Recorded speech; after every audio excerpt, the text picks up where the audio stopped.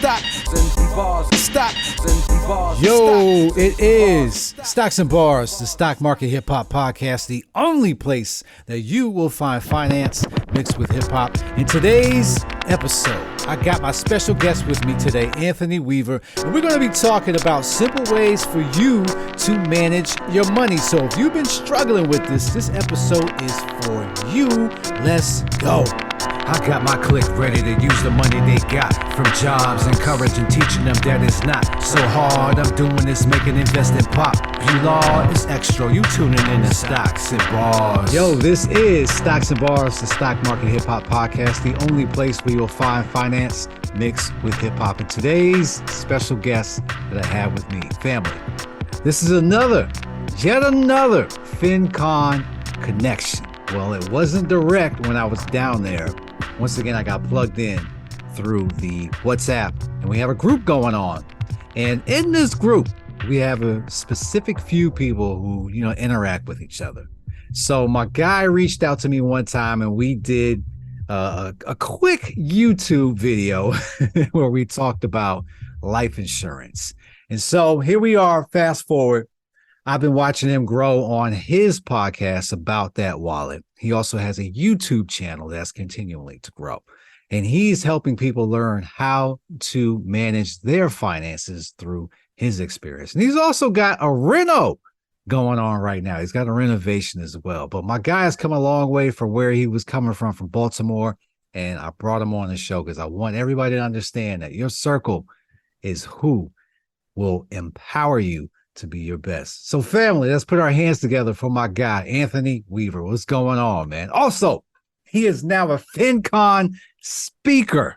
All right. He is doing his thing. So now let's put our hands together for my guy, Anthony Weaver. What's going on, my brother? What's going on, sir? I greatly appreciate the intro. I was like, man, this is what we do. Right. This is what we do, man. I want everybody to appreciate who they are. I want to show love to everybody as much as I possibly can because days are short. You don't know how many heartbeats you got. So showing love and appreciation is what we do here. So that's what we do. So, yo, how you been, man? What's going on? It's been a lot. One of the things that I did and I appreciated that me and my wife did was actually have a lazy day. Oh, that's critical. Yeah. So what we did was just pretty much lounge around, watch TV, watch some of the shows that we haven't watched yet, and really just took time to reflect on ourselves and just take the day in. And it wasn't like we were watching TV all the time. It was just kind of like just laying in bed, talking to each other about just life in general. How far we've come as a couple, and then how far do we really want to go? Or do we want to think that far? Just kind of let our lazy day be and just kind of like just take it in. This is the underrated thing in relationships that happen. People need to be able to reflect and just enjoy each other's presence. I think a lot of times we get captured in having to have these intense moments, right? I think between Instagram and instant gratification and whatever it may be, and whatever other hype you may see in commercials, I think we get played into this idea that everything needs to be some, this high-paced, high-dollar, experience. And it ain't got to be that way, man. You just be mellow. You can say nothing and just be present, and that's all it takes. So and that's one of the things that we decided to now just kind of figure out how can we encompass that on our regular rotation of me time. It's a must, man. You gotta mix that in. I would personally recommend that's a once a week because I say that only because things get out of hand really, really fast. So once you start skipping weeks, it becomes a lot easier to be like, oh, we'll bypass that. So being able to fit in, because it won't have to be a full day. It can just be, okay, after work, we gonna vibe out for 4 hours and have no electronics, nothing disturbing us. You know what I'm saying? And that's how simple it could be. So, speaking on simplicity, this podcast right here is going to be all about simplicity. We're going to talk about simple ways for you to manage your finances. So before I get into that, I want you to break down your upcoming. So let the listeners know, who you are, where you come from, and how you got to where you're at. Well, who I am, my name is Anthony Weaver. I am the host of the About That Wallet podcast show. And what I guess you could say my journey when it comes to finances has always been about that instant gratification, because growing up in the city, you'll get joked on about everything you wear. Even as a kid, like you get roasted by the adults. Like there's no cover. So you got to make sure that you're on it. Even if you were to buy leather and you thinking it's leather, you rocking it like it's leather. It's the pleather, and it's all peeling and everything. Yeah. So, growing up, and that was one of the things, at least for me growing up, was shoes, because that was the only thing I really could control, because we were wearing uniforms back then, especially in the city. Uniforms were the thing. They wasn't like, I didn't start to wear regular clothes until we moved out into the county, in Baltimore County. Okay. From Baltimore City. In Baltimore County actually opened up my eyes to, wow, people actually can function in school wearing regular clothes. Like nobody really cares what you're wearing. But in the city, all you had were the accessories, because you're wearing uniforms, like the pasty yellow shirts and the blue slacks. And you had to have like your black shoes, and then sometimes they'll kind of deviate a little bit on the shoe wear. And then when you get out to play, you had your play shoes and everything like that. So I had the Mr. Rogers where you just change your shoe. And then because my mom it was in a household, it was like five kids, 2 adults. So you have 7 people in the household. So money was tight. And so we'll always go to the $24 store. I'm not sure if they still have them. I think they have the $29 stores now. Yeah, inflation probably made it the $50 store right now. I know, right?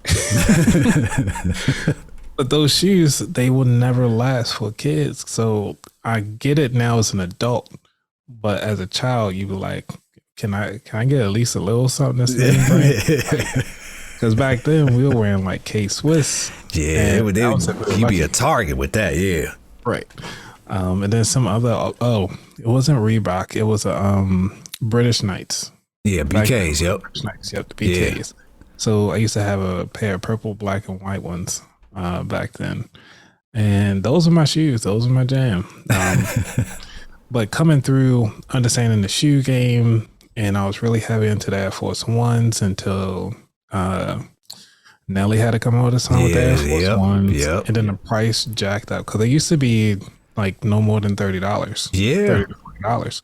And I had all the flavors. So I had the white ones, the white yellow soles with the yellow check. I had the blue, the sky blue, the Carolina blue ones with the Carolina blue soles. Had those, had the metallic purple check ones that were like the hard plastic. Yeah, you went all the way on your shoe game. So that was my joy. But because it was an eye opener, once I realized that how hip hop, or you can say the culture, has impacted fashion. Yeah. It got me to step back and be like, I don't want to be associated with fashion, because they jack up the price on the stuff that I like. Yep. And because of that, it got me to be aware of the clothing that I was wearing with the Malone shirts. Remember those? Yeah. Yep. Colored band pants. Yep. So I used to have those in like size. I was wearing like 40s, even though I'm not a huge size. We was all guilty of this back then. Yeah. It was like you was swimming in your own clothes. Yeah. Yep. Yeah, with the XXX shirts. Yeah. I used to hate to have my elbows showing. Now look at me. I'm just wearing all these shirts. Same here. Because I had to make sure I get the long sleeves so your elbows don't show. Like I used to hate that. So, but living through that, this was, for those of you who want to know how long ago this was like late 90s.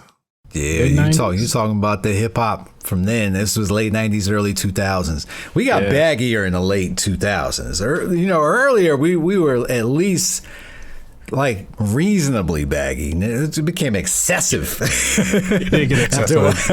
Right. It's like, wait, now you look back at it like, why did I do that? All right, but yeah, go ahead, man. Yeah, I used to have the bandanas too. So I used to have the camouflage bandana. I used to do it all back then. But one of the things that got me into the long-term game was when I first found out about CDs. And this was moving out. Obviously, I moved out to the county. And in the county, the bank was actually invested into the school. Still, it's a local bank. Okay. Which I think at the time was called Carlton Bank. And Carlton Bank had a partnership with the school. And what they would do was actually send out representatives to the elementary school and talk about different things that the bank has to offer. And that's how I learned. I got my first checkbook, started my first account with my $5 using my savings, and then started creating a CD account because they were teaching us about rates. And I did not know that when you go, and they were teaching us like, hey, if you go to any bank, you can ask for the rates. And till this day, I still use that nugget of information because when you go to a bank and you're trying to figure out, well, what are the interest rates on their mortgage? What are the interest rates on their CDs? What are the interest rates for anything that that bank has to offer? They have to actually publicly provide that to you.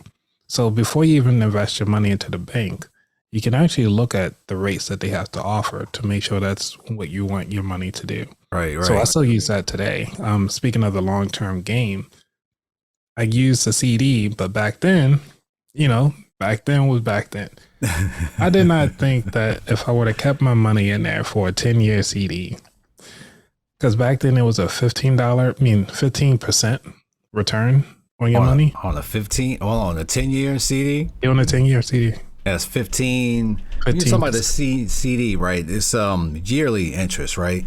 Yep, certificate deposit. So we talking 15 years at the end of it, or you talking about 15 years every year, or 15% every year? 50% compound interest. Okay. Every, actually it's a monthly for 10 years. Okay. But now, I want to do in I want to do in like the 3-year because it was only like 5%. I was like, I'm not going to leave my money in there that long. I don't know what's going to happen in 10 years.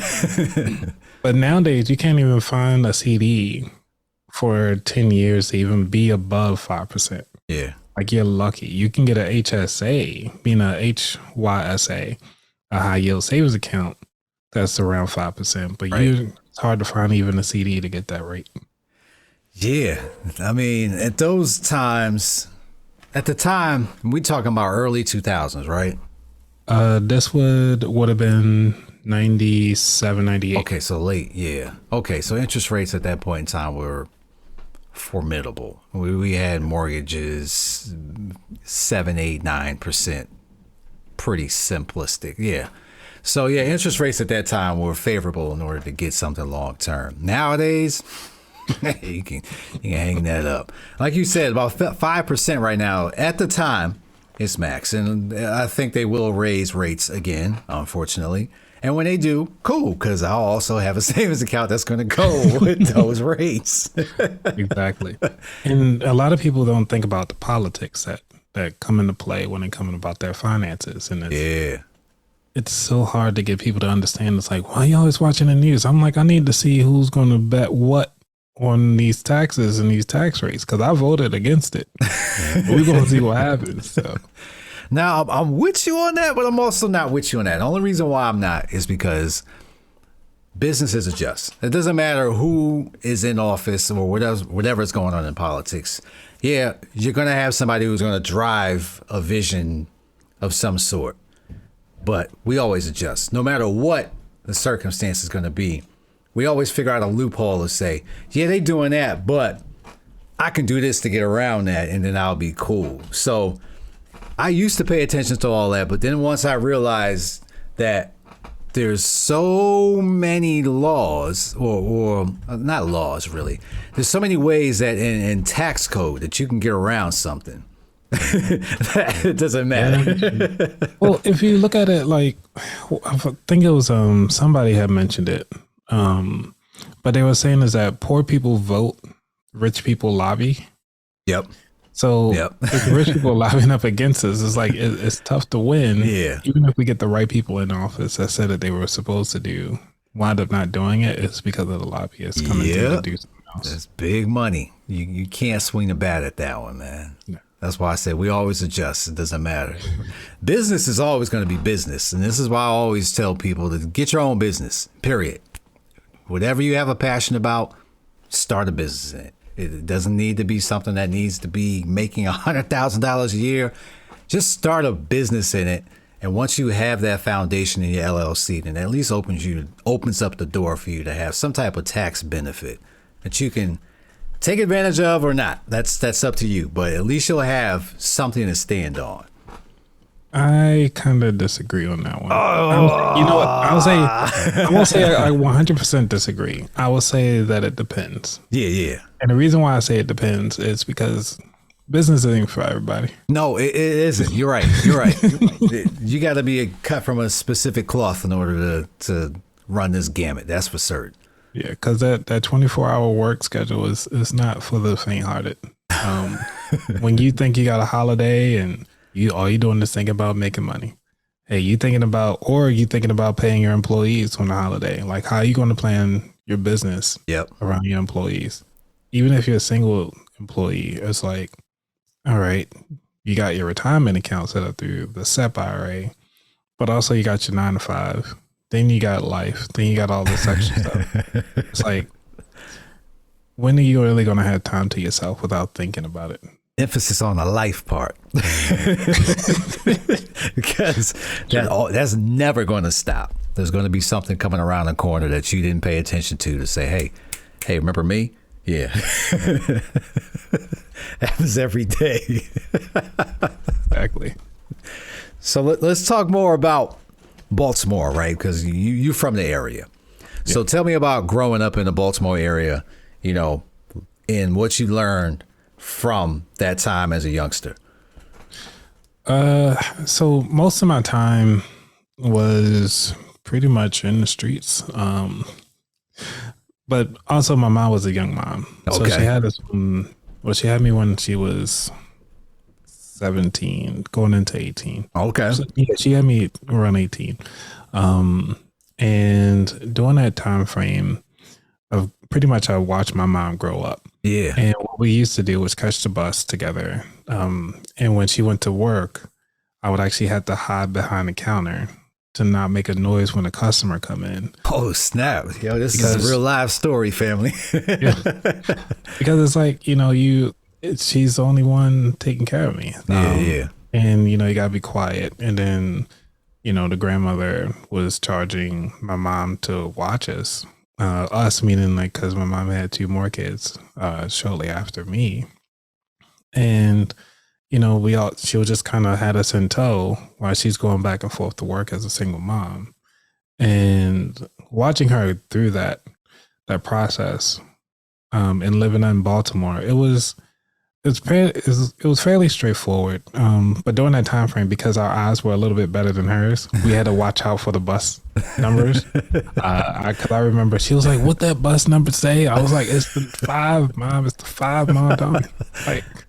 So we had to catch the 5 a lot. But understanding the 5 or the 15, know the routes and everything like that. So growing up then in the city, you actually get to learn the public transportation, learn to keep your head on the swivel, keep your head down when need to, and just kind of, go about your day. It's a normal day. But I haven't had any major issues in Baltimore City. I mean, you get your fights here and there, right? Just random people being stupid, but for the majority of the time, it was just a normal city. All right. Yeah, I'm from New York, so I got a similar story here. My mom was also a single mother, and she had to hold it down. And there was times where she would go to work, and because she didn't have nobody to watch me, I'd have to just remain calm in the car until after work. You know what I'm saying? But these are things that left you in the car. It was moments where I had to be in the car. I'm not going to say I had the windows up and I was baking, right, like that. I'm still here, obviously, but I'm just saying I had to entertain myself and be in there and just make sure that I ain't causing no trouble, just like how you had to be under the counter and just shh, you know. But these are the struggles. Caps and right. These are struggles that we had to go through because this is what they had to do, you know. Yeah. And I could never fault any parent for doing what they have to do to take care of their child, because if you're doing the best that you can and that's the best, hey, that's what it is, you know. I think tough times produce tougher people.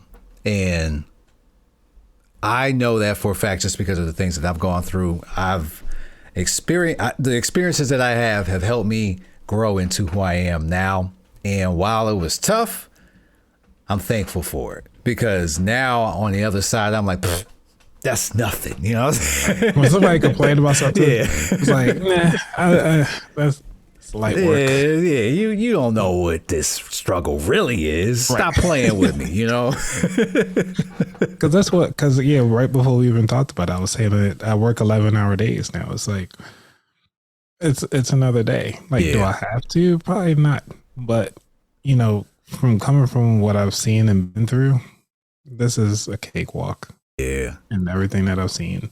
And then seeing that work ethic of, you know, my mom going through relationships and dealing with other guys and finally getting married to someone and going through that whole process. You have to navigate yourself as a child. And I think we don't talk a lot about how the children are impacted when the parents are going through, especially as young parents, and how we actually view life and view finances. And how do we look at how they navigated their lives based on the situations that were at hand? You know, and I feel like we actually leave ourselves. We don't give them enough flowers for everything that they've done. Everything that they've done to actually understand, like, hey, all the sacrifices that they've done are for us. Yeah. And to try to get them to stop caring about us, even though we're older. It's like, hey, we've done all this stuff for you, but we still want to continue to do it. It's like, no, Mom, relax. Yeah, I got me. Relax now. Yeah. I got this. Yeah. I'll give you money now for your birthday. Like, go on a vacation somewhere. Like, I sent her to trips before. It's just like, just go have all inclusive. Just go ahead. You deserve it. That's love. Yeah. So. Yeah, that's a good transition, because the next question I got for you involves, you know, your humble beginnings as far as finances are concerned. So what inspired you or influenced you in order to go into the financial field and be who you are now?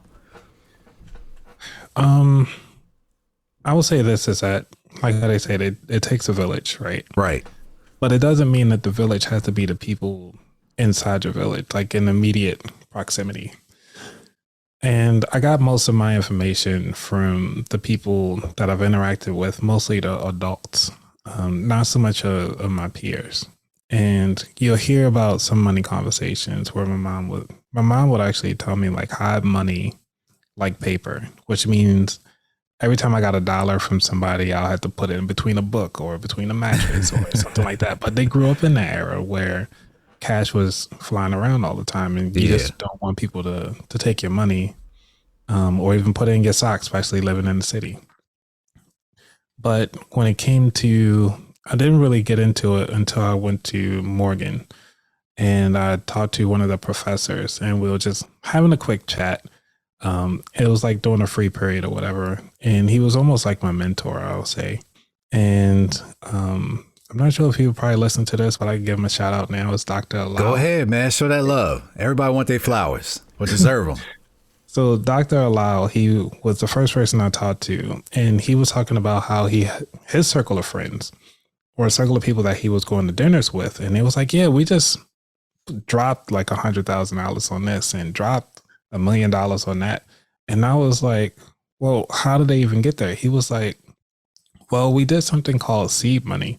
And I was like, okay, I'm following. Tell me more. And so I was like, I don't have much. So what he did was open up an Excel spreadsheet. And he said that if you take $5, right, and you take $5 a day, how much would that be in a week? And then I was like, well, that would be like $25. He was like, okay. Now you take that $25 and multiply it by 4. I was like, all right. So he was like, that gives you a month. And then we took that month, expanded to a year. From that year, then we did it in Excel. So once you got your 1 year, then we did columns across. So we did 1 year, 3 year, 5 year, 10 year, 20 year, just on $5. Yeah. So then he was like, all right, well, take the $5. Now say if you would double it to $10, what would that look like? And since with the formulas all the way across, it automatically pre-filled. And then he started going all the way down to like 10, 20, even $30, even $50 a day. And he said, this is what other people are doing. They're putting away $5 to $10, $20 a week. And then they'll take that to actually take care of everything else. Right. And I was using that example to then, in my own thing, we printed it out, put it up on my wall next to my bed so I could wake up and see that every day. So I took that Excel sheet. Word. And because I was doing that, I was like, cool, I want to hit $20 a day. And what I did was I started with $1 a day. And then I worked myself to $5 a day. I was like, cool, I can do this. Yeah. And got up to that first month. I was like, oh, this is nice. Then I got my first $200. I was like, oh, I'm in the money now. So I was like, all right, I can get to this $10 goal. That $20, I ain't touch it. I was stick with this. I was like, I'm gonna stick with this $10 right here because but that right there taught me that no matter how much money you have, you do have enough to put away. Right. And if you put it away long enough, you can actually see the growth. And that right there kind of took my interest in the finance a little bit more serious. Now, that was a seed that he implanted in me. And one thing that I did from that particular mindset, I dedicated 1 whole year of my savings and gave it to my youngest brother from my father and my stepmother. So when he go to college, his first $1,000 is already paid for. So he doesn't have to come out with student loans like I did. So because of that, and I was like, I took him under my wing and everything like that. So now he doesn't have student loans to this day. And I did that again for my niece, again, doing the $5 thing. I was like, cool, if you decide to go to college, this money is yours. At first she was hesitant until she got to into high school. As soon as she hit college, I was like, here's $1,000 plus the interest that it gained because I put it in a savings account. I was like, this is all yours, and gave it to her mom, and she's doing great now at Aggie. So it's love, right? And that's the thing that I can easily replicate, is easily to implement. And for those of you who are listening and trying to figure out how to actually start, I'd say that's the easiest way to start, and just call it your seed money to whatever you want to call it to, because by nature, one seed will produce so much more. Right. And by nature, one lemon seed could create a full lemon tree, which produce more than just that one seed that you put in there. So you constantly harvesting and continue to sow, even though you harvest, even if you're in harvest season, just continue to sow. So that's wonderful, because I did the similar thing. I always told myself that I didn't have enough money to do something, and I don't remember exactly what sparked me, but I do remember when I wanted to start investing that I had to set aside money in order to do it. And I started with $20. $20 then became $25, $25 turned to $30, $30, $35. Like, it progressively built. Now, I wasn't doing it daily, but I was taking out of my check every single week.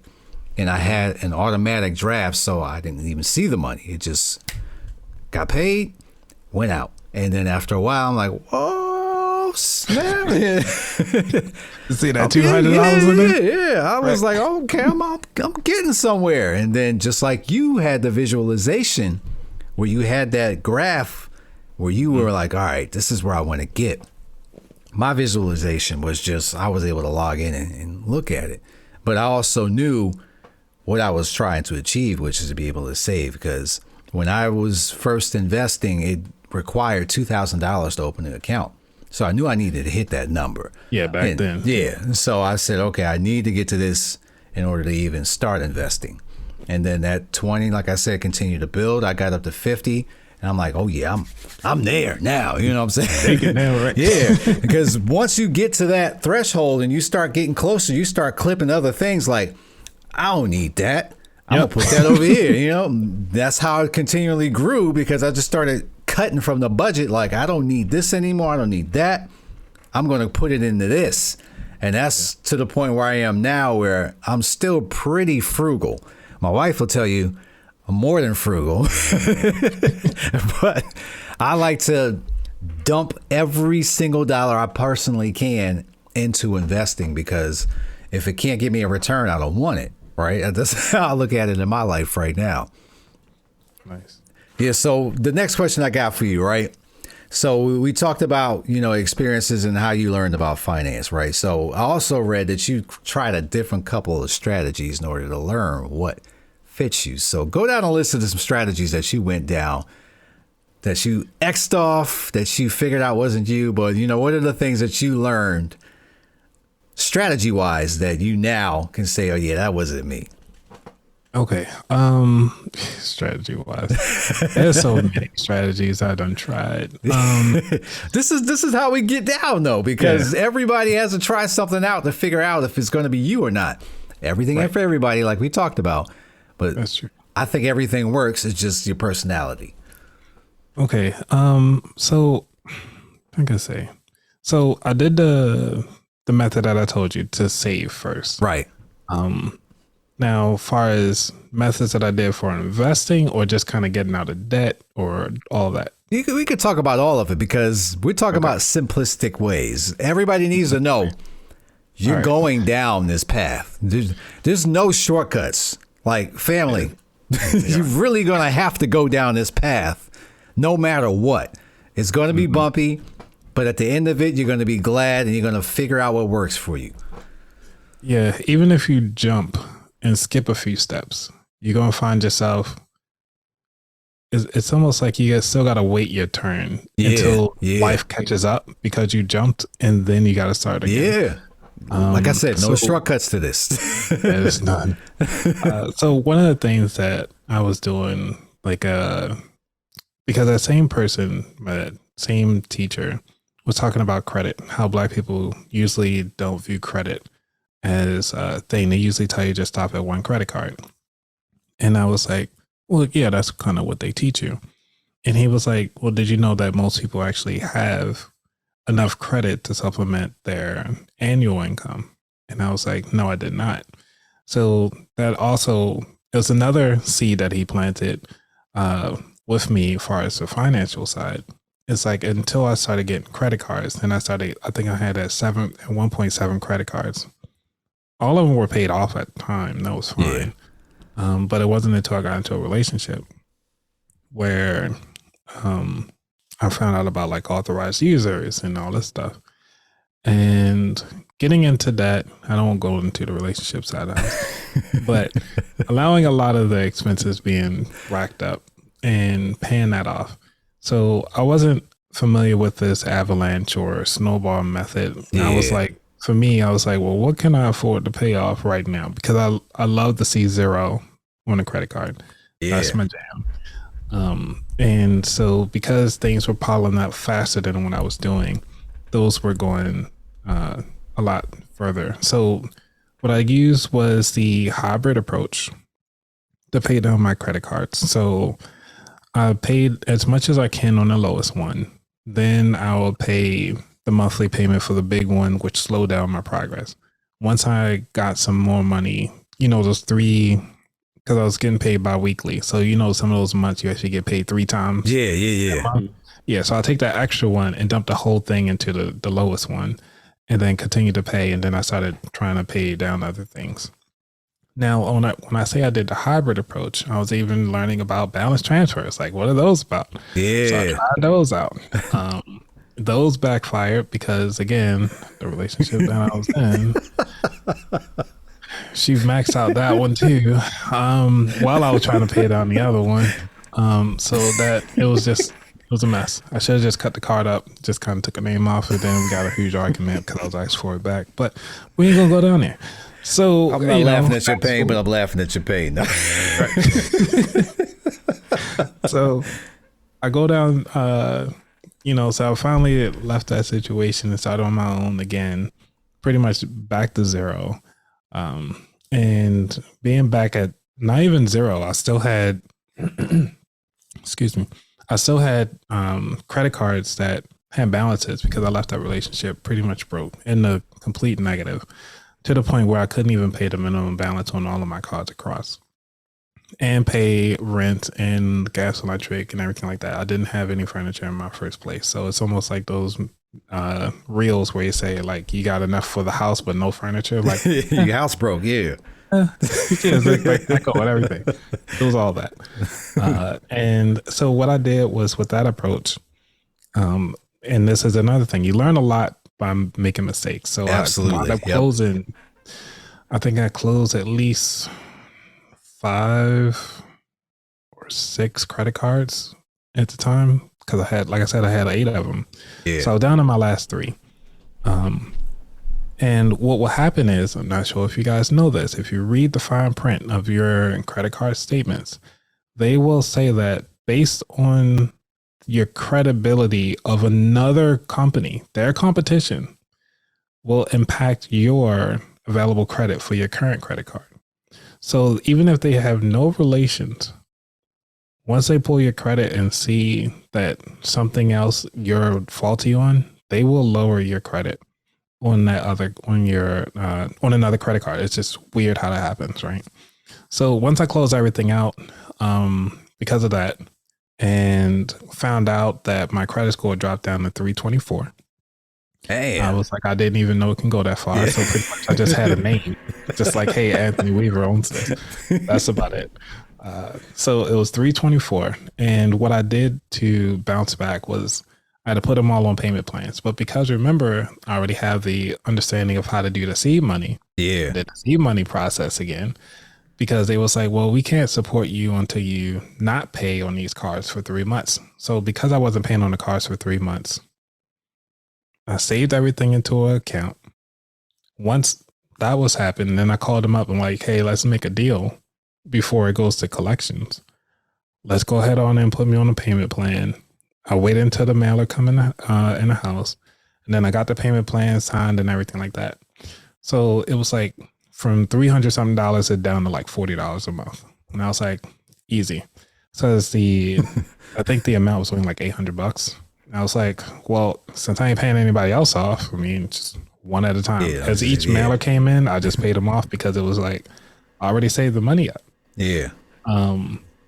By that time. And then I had one left that I did not close because I still at least wanted something, you know. Then I had to get a security card. Figure how that works. I never had one of these. Put down $500. They gave a $500 card back, and I called them up 1 year later because it got up to $600. And I was like, "Can y'all open me up an actual card now? Like at least give me 10 G's." They was like, "Well, we can give you 7." I was like, "All right, thanks." And so once they gave me that, I went on to open up, I think 3 more after that because I was like, cool. And then, so that's how I learned how to do that part of the house, as far as like paying down debt, getting my credit together. And it wasn't until I met my current wife, then girlfriend, she was telling me about freezing my credit. So I froze my credit so they don't try to pull it anymore. And then she was like, you know, you can pay off your cell phone. And I was like, no. So I started paying off my cell phone. And I was like, what else can I pay off? So I started paying off everything that I could come across. And because I was doing that, I was able to pretty much bounce back within 6 or 7 months to get me back up to the 670s. That's what's up. Yeah. So, and then, so since then I've been continuing my journey. So now I'm at the 805 range, and it's been smooth sailing. But investing side of the house, I know I didn't talk about investing. I'm sorry. Yeah, go ahead. Just keep going. We got to learn about this too. People are really scared out here to invest, and it's going to constantly be a thing, perpetual. They're going to have some reason for why they're scared to invest. So walk down that journey. That is it for this episode. Make sure you stick around for part 2, where we talk more about how he started investing. If you like what you heard so far, follow both of us. Tags in the show notes. I got my clique ready to use the money they got from jobs, encouraging, teaching them that it's not so hard. I'm doing this, making investing pop. You law, it's extra. You tuning in to Stocks and Bars. Stocks and Bars. Stocks and Bars. Stocks and Bars. Stocks.